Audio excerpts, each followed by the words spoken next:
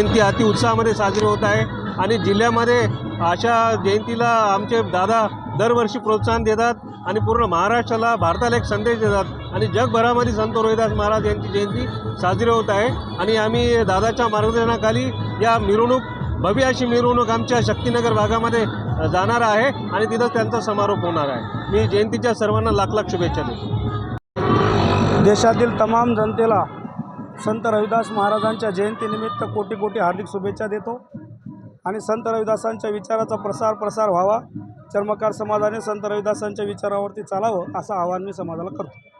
शोभायात्रा महात्मा फुलेच्या पुतळ्यापासून शक्तिनगरपर्यंत आहे, हे दरवर्षीच असते। 1995 पासूनचा हा कार्यक्रम असल्या परंपरा असलेली शोभायात्रा आहे आणि अतिशय उत्साहामध्ये शोभायात्रा पार पडत आहेत, आपण त्याचे साक्षीदार आहोत।